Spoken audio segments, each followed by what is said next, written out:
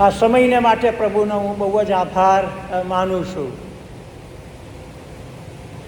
આણંદની જે CNI મંડળી છે એમાં પાછલા સમયોમાં હું વારંવાર જતો હતો, અને વારંવાર એટલે એવી રીતે કે જ્યારે પાઠક સાહેબની તબિયત ખાસ ના હોય તો એ વખતે મારે ઇમરજન્સીમાં જવું પડતું હતું. અને એટલા માટે મંડળીએ મારું નામ પાડી દીધું છે પાસ્ટર નંબર 108, 108 નંબરના પાઠક. 108 નંબર તો ખબર છે તમને, ઇમરજન્સીમાં એ ગાડી બોલાવવામાં આવે છે. એટલે પાઠક સાહેબે જો જાહેરાત ના આપી હોય તો હું કહેત નહીં હો, પણ એમણે કહી જ દીધું છે. એટલા માટે મને હમણાં જ અમને જવાબદારી સોંપી, સાહેબનો હું આભાર માનું છું. તબિયત સારી નથી, પણ ગયા વિશ્વ પ્રભુ ભજનના રવિવારે આ જ પરિસ્થિતિ હતી. એ વખતના પાઠક સાહેબની તબિયત પણ સારી નહોતી, અને એ વખતે પણ મેં 108ની જવાબદારી બજાવી હતી, એટલું મને યાદ છે. આજે સવારમાં હું વચનની સેવાને માટે જઉં છું, ત્યારે ગયા રવિવારે દેવળ છૂટ્યા પછી જે વ્યક્તિની સાથે હું ઘેર જતો હતો એમણે મને લિફ્ટ આપી હતી ઘર સુધી. અને રસ્તામાં એમણે એટલી જ વાત કરી કે સાહેબ એટલું ધ્યાન આપજો કે સંદેશાઓ અમુક મર્યાદા સુધી સારા છે હો, પણ પછી એના સમય વીતી જાય પછી તે આશીર્વાદમાંથી પછી ગણગણાટની અંદર જતા રહેશે. એ સેવકના સંબંધી પણ આજે સવારમાં હું એમને યાદ કરું છું, અને હું મારા સંદેશાની અંદર પણ એ બાબત યાદ રાખીશ. પણ પ્રભુના જે વચનો વાંચવામાં આવ્યા છે તે તો પેશન વેકના સંદર્ભની અંદર ત્યાં આગળ છે. એ સંદેશો હું લાવવા માંગતો નથી, પરંતુ યોહાનની સુવાર્તા તેનો 3 અધ્યાયને 16મી કલમ, કેમ કે ઈશ્વરે આ જગત પર એટલી પ્રીતિ કરી કે તેમણે પોતાનો એકાકજનિત દીકરો આપ્યો. એ સારું કે જે કોઈ તેના પર વિશ્વાસ કરે તેનો નાશ ન થાય, પણ તે અનંત જીવન પામે. અને એની સાથે સાથે મને બીજી જે કલમ પ્રભુએ અહીંયા આગળ આપી તે પ્રેક્ટિકલનું પુસ્તક, અને એમાં જે એફેસસની જે મંડળી છે એ મંડળીના સંદર્ભની અંદર ઈશ્વરે મંડળીને જે ઠપકો આપે છે, અને એ ઠપકા સંબંધી હું પણ તમારી આગળ કહેવા માગું છું. એની ઉપર સંદેશો નથી આપવાનો હો, પણ એમાં પણ એ લખે છે એફેસસની મંડળીને, એ પહેલી મંડળી છે, યુગોની મંડળીઓમાં એ પ્રથમ મંડળી છે. અને પ્રકટીકરણ તેનો 2 અધ્યાય અને 4મી કલમ ને 5મી કલમ હું વાંચીશ તો પણ તારી વિરુદ્ધ મારે આટલું છે કે ત્યાં તારા પ્રથમના પ્રેમનો ત્યાગ કર્યો છે. એ માટે તું જ્યાંથી પડ્યો છે તે યાદ કરીને પસ્તાવો કર અને આ પ્રથમના જેવા કામ કર, નહીં તો હું તારી પાસે આવીશ, અને જો તું પસ્તાવો નહીં કરે તો તારી દીવીને તેની જગ્યાએથી હું ખસેડી દઈશ. આ કલમ બહુ તકલીફવાળી છે હો સાહેબો, કારણ કે જ્યારે જ્યારે આ કલમ વાંચું છું ને જ્યારે હું પ્રેક્ટિકલના પુસ્તકની જે 7 મંડળીઓના અભ્યાસ વિશે મનન કરું છું, ત્યારે ઘણી બધી બાબતોમાં મને બહુ દુઃખ લાગે છે. એફેસસની મંડળી કે જેના સંબંધી જે લખવામાં આવેલું છે, અને એને કહ્યું કે જો તું પસ્તાવો નહીં કર અને પ્રથમના જેવા પ્રેમના કામો તું નહીં કર તો હું તારી પાસે આવીશ અને આ દીવી છે એને હું ખસેડી મૂકીશ. અને એફેસસની જે મંડળી છે એ તુર્કસ્તાનનો વિસ્તાર છે, બલકે બધી જ મંડળીઓ એ તુર્કિસ્તાનની અંદર આવેલો ભૌગોલિક વિસ્તાર છે. અને આ જે મંડળી છે એ ત્યાં આગળ મોહનજોદેરા જેવા ખંડેર જેવી જગ્યા છે, અને એની બાજુની અંદર મસ્જિદ છે, અને ત્યાં મુસ્લિમ બિરાદરો બાંગ પોકારે છે. આજે સવારમાં આપણે પ્રભુની મેજીના ભાગીદાર થવા માંગીએ છીએ. અને એ વખતે એ બહુ જરૂરની બાબત છે કે આપણે આ ઈશ્વરે આપણા માટે શું કર્યું છે સાહેબો. પ્રભુએ આપણા માટે જે કંઈ કર્યું છે એની એ યાદ દેવડાવે છે. અને પ્રભુના જે સેવક જે બક્સિંગ એસેમ્બલીની અંદર જૂના વખતની અંદર ગીતો ગાતા હતા, એ વખતે મેં હાજરી આપેલી અને ગીત મને હજુ યાદ છે. तुम याद करो सब भक्तो ए सुने क्या क्या किया है. ઈશ્વરે તમારે માટે જે કર્યું છે એને હે ભક્તજનો તમારે યાદ કરવાના છે. કારણ કે ઈશ્વરે તમારે માટે, મારે માટે અને વિશ્વના લોકોને માટે એ કર્યું છે. એ પછી ખ્રિસ્તી હોય, અખ્રિસ્તી હોય, મુસ્લિમ હોય, યહૂદી હોય, હિન્દુ મિત્ર હોય કે ગમે તે હોય, એ સર્વ લોકોને માટે ઈશ્વરે આ કામ કર્યું છે.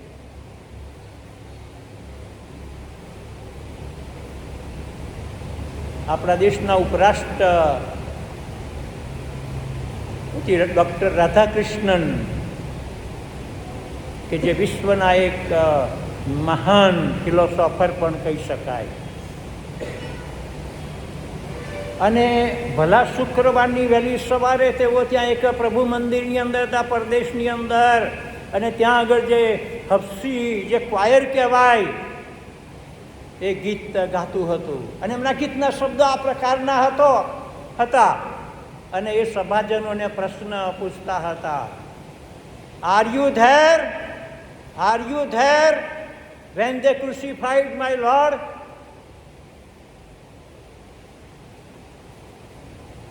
મારા પ્રભુ ઈસુ ખ્રિસ્તને વધસ્તંભે ચડાવ્યા તે વખતે શું તમે ત્યાં હાજર હતા? તમે ત્યાં હાજર હતા? ડૉક્ટર રાધાકૃષ્ણન તો મહાન ફિલોસોફર, એમણે બધા ધર્મોનો જેને કમ્પેરેટિવ સ્ટડી કરેલો અને બાઇબલનો પણ અભ્યાસ એમણે કરેલો. એમણે પોતાની ડાયરી ખુલ્લી કરી અને ત્યાં આગળ કલમ ખુલ્લી કરીને ત્યાં આ જે ક્વાયર છે એને જવાબ આપવા માટે એમણે લખ્યું. અને એમણે શું કહ્યું? Yes, I was there, and not only me but the whole world and the people of the whole world were there, and we met together and when we crucified our Lord and Savior Jesus Christ. Doctor રાધાકૃષ્ણને પ્રમાણે પોતાની ડાયરીમાં લખ્યું કે હું ત્યાં હાજર હતો અને ફક્ત હું એકલો જ નહીં પણ વિશ્વના તમામ લોકો અમે ત્યાં હાજર હતા. અને મેં વિશ્વના તમામ લોકોએ ભેગા મળીને ઈસુ ખ્રિસ્તને વધસ્તંભ ઉપર ચડાવ્યું. This is the love of Calvary. કાલ્વરીનો જે પ્રેમ છે તે આ છે. અને પ્રભુનો બહુ જ આભાર માનીએ છીએ કે દર વર્ષે આપણે વિશ્વના લોકો તરીકે આ રીતે પ્રભુ ભજનની ક્રિયામાં સામેલ થઈએ છીએ. લુકની સુવાર્તા અને એના 22મા અધ્યાયમાં આપણે વધારે વિગતવાર જવા માંગતા નથી, પરંતુ એમાં જે બાબત પ્રભુ ઈસુ ખ્રિસ્તના શિષ્યોને જણાવે છે અને વિશ્વના તમામ બિલીવર્સ લોકોને જણાવે છે કે જેઓએ પોતાના પાપની કબૂલાત કરી છે અને ઈસુ ખ્રિસ્તના રક્તમાં જેઓ નહાયા છે, જેઓના નામ જીવનના પુસ્તકમાં લખવામાં આવ્યા છે, જેમના જીવનને માટે સાક્ષી છે કે ઈસુએ મારે માટે આ પ્રમાણે કર્યું. This is my story and this is my song. આ મારી વાર્તા છે અને આ મારું ગીત છે. એવા લોકોના સંદર્ભની અંદર પ્રભુ એના શિષ્યોને જણાવે છે અને વિશ્વના તમામ વિશ્વાસી લોકોને પણ તે જણાવે છે. વખત થયો ત્યારે તે બેઠો અને તેની સાથે 12 પ્રેરિતો પણ બેઠા. તેણે તેઓને કહ્યું કે મરણ સહ્યા પહેલાં આ પાસ્કા તમારી સાથે ખાવાની મને ઘણી ઈચ્છા છે. કેમ કે હું તમને કહું છું કે ઈશ્વરના રાજ્યને પૂરું નહીં થાય ત્યાં લગી હું તે ફરી ખાવાનો નથી. અને ત્યાર પછી એમણે એ પ્યાલો લઈને કહ્યું કે આ પ્યાલો લઈને સ્તુતિ કરીને કહો કે લો અને માહોમાં વહેંચો. કેમ કે હું તમને કહું છું કે ઈશ્વરનું રાજ્ય ન આવે ત્યાં સુધી ફરીથી હું દ્રાક્ષાનો રસ પીનાર નથી. અને આ પ્યાલો તમારે સારું વેવડાવેલા મારા લોહીમાંનો નવો કરાર છે. અને એ જ બાબતનું રિપીટેશન સંત પાઉલ કોરિન્થની મંડળીના સંદર્ભમાં કરે છે. કોરિન્થની મંડળી એ મૂર્તિ પૂજક પરિસ્થિતિમાંથી અને બેડ રેપ્યુટેશનવાળી પરિસ્થિતિમાંથી ખ્રિસ્તનો સ્વીકાર કરીને આવી હતી. અને એમની પાસે ઘણા ડોક્ટ્રિનલ સૈદ્ધાંતિક પ્રશ્નો હતા અને બીજા અન્ય ભાષાના અને બીજા ઘણા પ્રશ્નો હતા, જેને અલગ અલગ મિરાકલ સંબંધીની પણ કહી શકાય. અને એવા લોકોની આગળ અને જે મુવેલાઓ છે તેઓ વિશ્વાસમાં જેઓ મરણ પામ્યા છે તેઓના સંબંધી શું છે એવા કેટલાક પ્રશ્નો પણ કોરિન્થની મંડળીની પાસે હતા. અને કોરિન્થની મંડળીને માટે પ્રભુના એક સેવક, મારા મિત્ર અત્યારે અમેરિકા છે, નવીન ઓલિવર, એમણે પુસ્તક લખ્યું છે મંડળીના કુટમુટિયા પ્રશ્નો. અને આ પ્રશ્નોની અંદર આજે ઈસુ ખ્રિસ્તનું જે પ્રભુ ભોજનના સંબંધી પણ વાત આવે છે, પણ પ્રભુ ઈસુ ખ્રિસ્ત ના દ્વારા જાણે કે પાઉલ પ્રેરિત કોરિન્થની મંડળીને પણ એક બાબત જણાવે છે. અને તે કઈ બાબત? જે રાત્રે પ્રભુ ઈસુ ખ્રિસ્તને પરસ્વાધીન કરવામાં આવ્યા તે રાત્રે તેમણે રોટલી લીધી અને ભાંગી અને શિષ્યોને આપી અને એ પ્રમાણે કહ્યું કે તમે ખાઓ, એ મારું શરીર છે અને તમારે માટે એ ભાંગવામાં આવ્યું છે.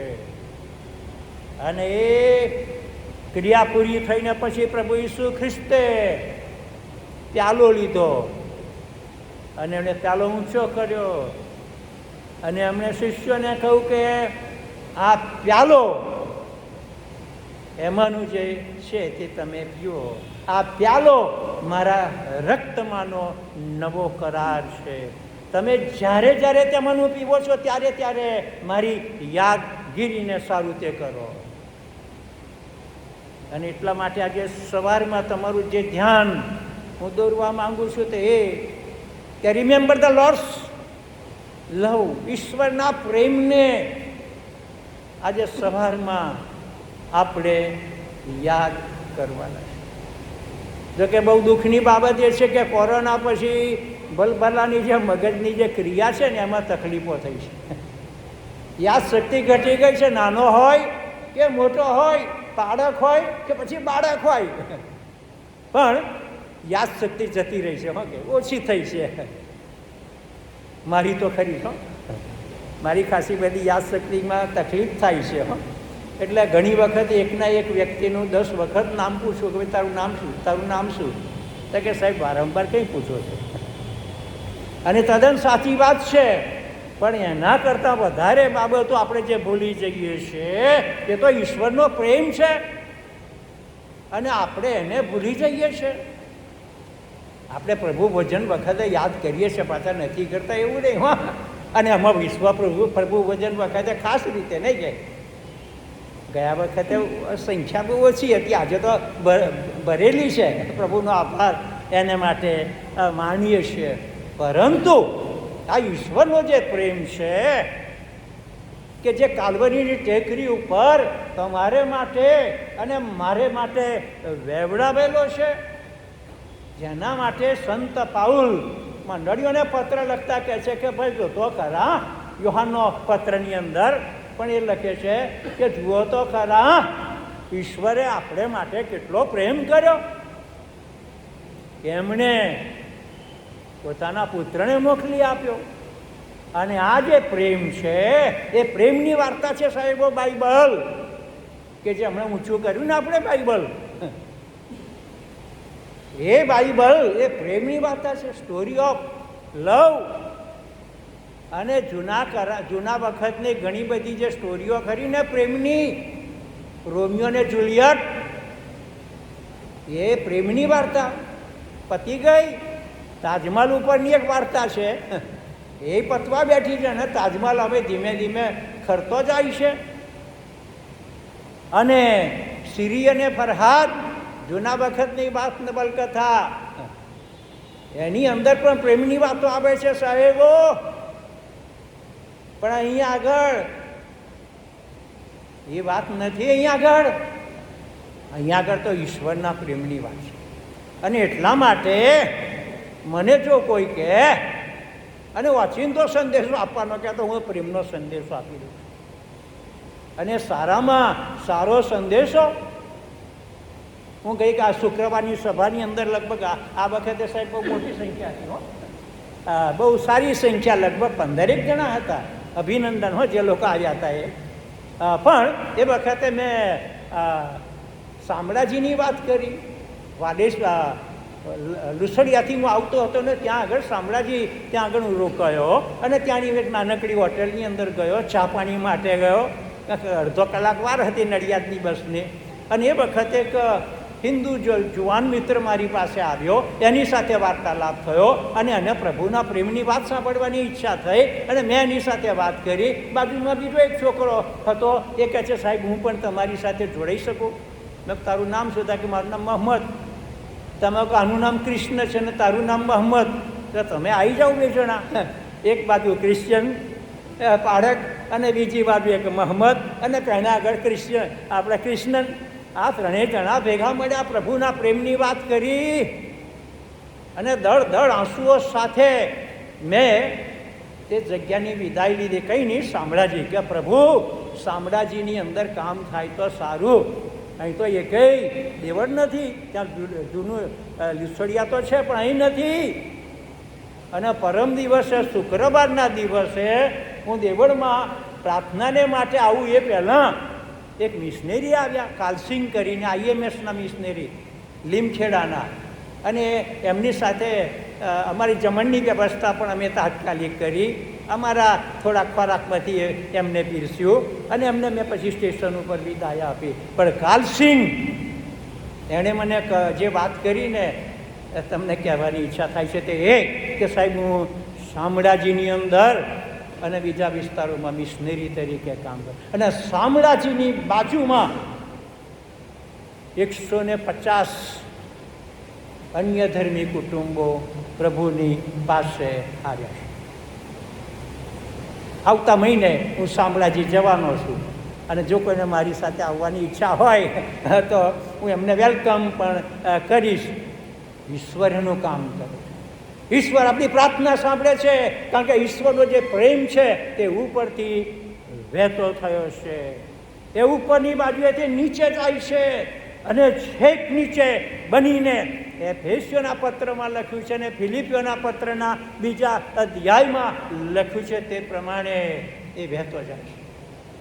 એ વહેતો એ ઈશ્વરનો પ્રેમ મિશનરીઓ મારફતે. સુરેન્દ્ર આસ્થાવાદી સાહેબને તમે પૂછો તો તમને આખો મંડળીનો ઇતિહાસ કે ઇવન આપણી આ મંડળીનો ઇતિહાસ આપણે જાણવાની જરૂર. ગુજરાતની મંડળીનો ઇતિહાસ એમની પાસે છે.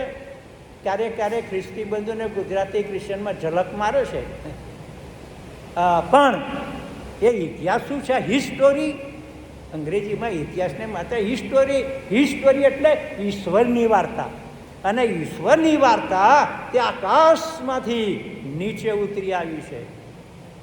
અને એટલા માટે એ સોરઠની અંદર પણ એ પ્રભુની વાર્તા ગઈ અને પ્રભુની વાર્તા એ સોરઠના જે કવિ કલાપીની પાસે પહોંચી અને કવિ કલાપીએ પ્રભુનો સ્વીકાર કર્યો અને એણે પછી એની કવિતામાં આ સુવાર્તાને કંડારી લીધી અને એણે લખ્યું કે હા પસ્તાવો વિપુલ ઝરણું સ્વર્ગથી ઉતર્યું છે, પાપી તેમાં ડૂબકી દઈને પુણ્યશાળી બની છે. આ છે ભાઈ ગોસ્પલ. ગોસ્પલ, સુવાર્તા. The word gospel cannot be spell without the word go. આ જે સુવાર્તા છે અંગ્રેજીમાં ગોસ્પલ, એ સુવાર્તાને માટે તમારે બહાર જવું પડશે, તો જ તમે બીજા લોકોને તમે આપી શકશો. ગયા રવિવારે મને બકુલભાઈએ જે ચેતવણી આપી હતી કે સાહેબ સંદેશા ટૂંકા હોય તો સારું, અત્યારે 20 મિનિટ થાય છે અને આપણે પ્રભુ ભજનની ક્રિયામાં જવાનું છે, બીજી ક્રિયામાં પણ સામેલ થવાનું છે. આ એક વિચાર હું તમારી આગળ મૂકું છું કે ઈશ્વરને તર છોડી દેશો, ઈશ્વરને મૂકી દેશો નહીં. અને સાથે સાથે હું તમને એ પણ કહેવા માગું છું કે ઈશ્વર આપણને છોડી દેવાના નથી. He will never let go my hands. though the storm may come, though the wind may come, he will never let go my hands. ऐसू नहीं छोड़ेगा मेरा साथ, ऐसू नहीं छोड़ेगा मेरा साथ, चाहे आंधी हो चाहे तूफान हो, ऐसू नहीं छोड़ेगा मेरा साथ.